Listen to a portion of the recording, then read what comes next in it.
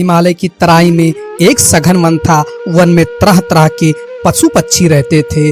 वहीं जगह जगह ऋषियों की झोपड़ियां भी बनी हुई थी। ऐसा लगता था मानो प्रकृति ने अपने हाथों से उस वन को संवारा हो। उन्हीं झोपड़ियों के पास एक तेजस्वी युवक बहुत दिनों से अंगूठे के बल खड़ा होकर तप में लीन था। उसने खाना पीना सब कुछ छोड़ दिया था। वह केवल हवा पीकर ही रहता था। उसका शरीर सूख गया था, सिर के बाल बढ़ गए थे, पर चेहरे पर तेज बढ़ता जा रहा था। लगता था मानो दूसरा सूर्य निकल रहा हो। वह तपस्वी पांडवों का भाई अर्जुन था।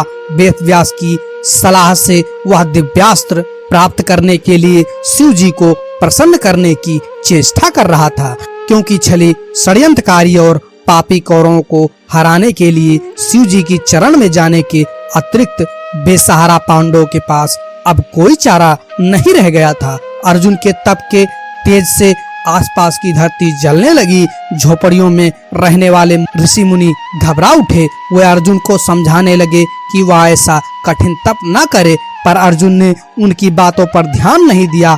ध्यान भी वह कैसे दे सकता था? उसे तो अधर्म और अन्याय को मिटाने के लिए शिव जी से दिव्यास्त्र प्राप्त करने थे, अतः वह तप करने में लगा रहा। अर्जुन ने जब ऋषियों की बात पर ध्यान नहीं दिया तो ऋषिगण सामूहिक रूप से शिव जी से प्रार्थना करने लगे, प्रभु अर्जुन के तप से धरती जल रही है। अगर आप उसे रोकेंगे नहीं तो इस वन में हम लोगों का रहना कठिन हो जाएगा। उसी समय आकाशवाणी हुई, ऋषियों घबराओ नहीं, अर्जुन पुनर्जन्म का देवता है। उसके तप से तुम्हारा अनिष्ट नहीं होगा। वह मुझसे दिव्यास्त्र लेना चाहता है, मैं उसके तप से प्रसन्न हूँ। यह बाड़ी स्वयं भगवान आशुतोष की थी। अर्जुन बड़ी श्रद्धा से उनकी आराधना में लगा रहा, उन्हें प्रसन्न करने के लिए तप करता रहा। दोपहर का समय था। अर्जुन अपनी पूजा की माला भगवान के चरणों पर चढ़ा रहा था। सहसा उसे एक सूकर दिखाई पड़ा जो कहीं से निकलकर उसी की ओर आ रहा था। अर्जुन ने झट अपना धनुष बाण उठाया और धनुष पर बाण चढ़ाकर सूकर पर चला दिया।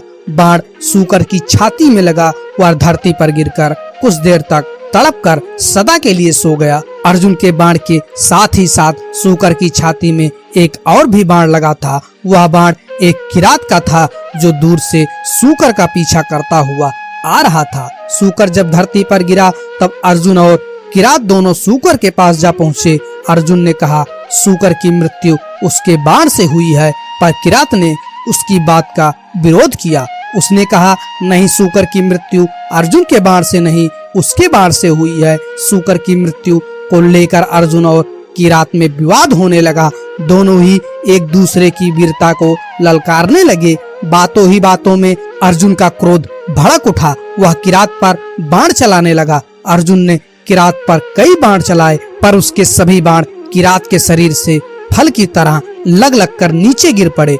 वह विस्मित हो उठा, पर साथ ही और भी अधिक क्रुद्ध हो उठा। वह किरात को युद्ध करने के लिए ललकार कर उस पर बाणों की वर्षा करने लगा। फलता किरात भी युद्ध के लिए तैयार हो गया। किरात और अर्जुन दोनों में युद्ध होने लगा। अर्जुन के पास युद्ध की जितनी कलाएं थीं, जितने अस्त्र शस्त्र थे, सबका उसने उपयोग किया, पर किरात का बाल तक बांका नहीं हुआ। यह पहला अवसर था जब अर्जुन के बाण विफल हुए थे। वह आश्चर्य में डूबकर सोचने लगा, यह किरात कौन है? मेरे बाण क्यों विफल हो गए? कहीं किरात के रूप में भगवान शिव तो नहीं है? अर्जुन की आंखें बंद हो गई। वह हाथ में धनुष बाण लेकर खड़ा था। वह आंखें बंद करके सोचने लगा, अवश्य किरात के रूप में यह शिव जी ही है। मेरे बाण भगवान शंकर को छोड़कर और किसी पर विफल नहीं हो सकते थे। अर्जुन ने आंखें खोलकर देखे, सामने कोई नहीं था। किरात इधर उधर कहीं भी दिखाई नहीं पड़ रहा था। अर्जुन के मुख से अपने आप ही निकल पड़ा, भगवान शंकर, भगवान आशुतोष। सहसा अर्जुन के गले में एक माला आ गई। या उन्हीं मालाओं में से एक थी जिन्हें अर्जुन भगवान के चरणों में चढ़ाया करता था।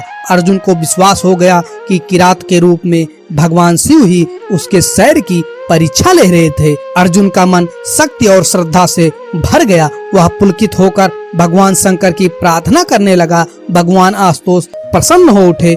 उन्होंने प्रसन्नता भरे स्वर में कहा, अर्जुन, मैं तुम्हारी वीरता की परीक्षा लेकर परम संतुष्ट हुआ। मैं तुम्हारी इच्छा के अनुसार ही तुम्हें पशुपता अस्त्र दे रहा हूँ, इससे तुम तीनों लोगों को जीत सकोगे।